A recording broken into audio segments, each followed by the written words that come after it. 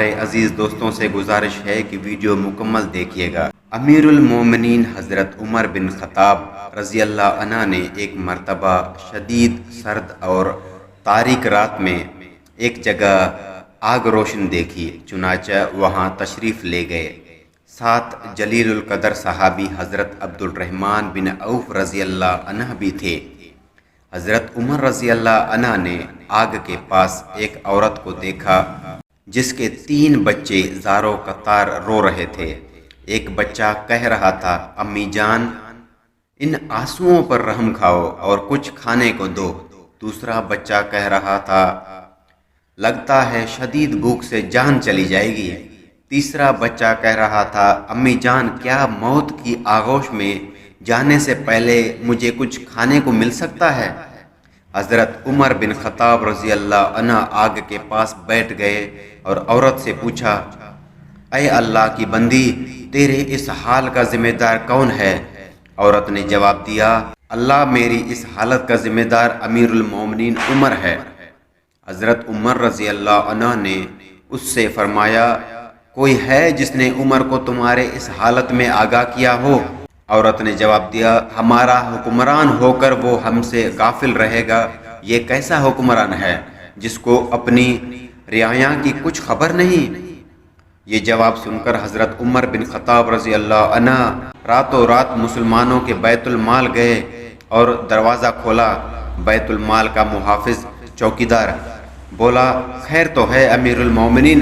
حضرت عمر رضی اللہ عنہ نے اس کا جواب دیا اور آٹے کی ایک بوری، گھی اور شہد کا ایک ایک ڈبہ بیت المال سے نکالا اور چوکیدار سے فرمایا، انہیں میرے پیٹھ پر لاد دو۔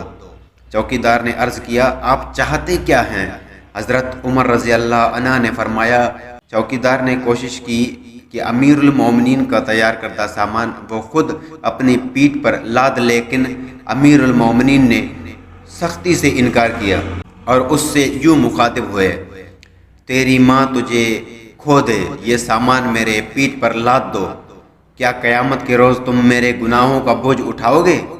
یہ کہہ کر حضرت عمر رضی اللہ عنہ آٹا، گھی اور شہد اپنی پیٹ پر لاد لیا۔ جب اس عورت کے گھر پہنچے تو آگ کے پاس بیٹھ گئے، ان بچوں کے لیے کھانا پکایا۔ جب کھانا تیار ہو گیا تو اس میں گھی اور شہد کی آمیز کی اور اپنے مبارک ہاتھوں سے بچوں کو کھانا کھلایا۔ یہ منظر دیکھ کر ان یتیم بچوں کی ماں کہنے لگی، قسم اللہ کی تم عمر سے کئی زیادہ منصف خلاف کے اہل ہو۔ حضرت عمر رضی اللہ عنہ نے اس سے فرمایا، اے اللہ کی بندی، کل عمر کے پاس جاؤ، وہاں میں بھی ہوں گا اور تمہارے معاملات کے متعلق اس سے سفارش کروں گا۔ یہ کہہ کر حضرت عمر رضی اللہ عنہ واپس آ گئے اور ایک چٹان کے پیچھے آ کر بیٹھ رہے اور ان بچوں کو دیکھتے رہے۔ حضرت عبد الرحمن بن عوف رضی اللہ عنہ نے حضرت عمر رضی اللہ عنہ سے کہا، آئیے واپس چلتے ہیں کیونکہ رات بہت ٹھنڈی ہے۔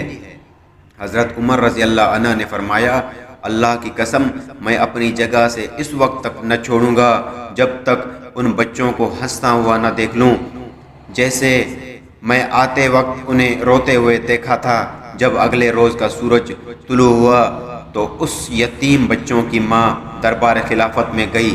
وہاں اس نے دیکھا کہ حضرت علی بن ابی طالب اور عبداللہ بن مسعود رضی اللہ عنہ کے مابین ایک شخص تشریف فرمائے ہیں اور وہ دونوں حضرات اسے امیر المومنین کہہ کر مخاطب کر رہے ہیں، اور یہ وہی شخص تھا جس نے گزشتہ رات اس عورت کی بچوں کی خدمت میں گزاری تھی، جس سے اس نے کہا تھا، اللہ میری اس حالت کا ذمہ دار عمر ہے۔ چنانچہ جب عورت کی نگاہ حضرت عمر رضی اللہ عنہ پر پڑی تو گویا اس کے پاؤں تلے سے سرزمین کھسک گئی۔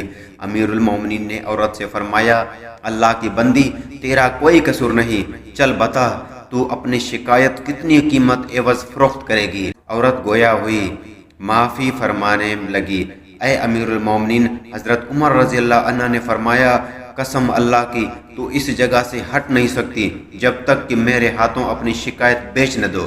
بالآخر حضرت عمر رضی اللہ عنہ نے اس بیوہ خاتون کی شکایت اپنے مال و خاص سے 600 درہم کے عوض خرید لی اور حضرت علی بن ابی طالب رضی اللہ عنہ کو کاغذ قلم لانے کا حکم دیا اور یہ تحریر قلم بند کرائی۔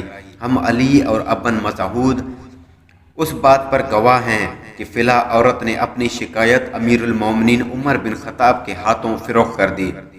پھر امیر المومنین حضرت عمر بن خطاب رضی اللہ عنہ نے فرمایا جب میری وفات ہو جائے تو اسے میرے کفن میں رکھ دینا تاکہ میں اس کو لے کر اللہ سے ملاقات کروں گا۔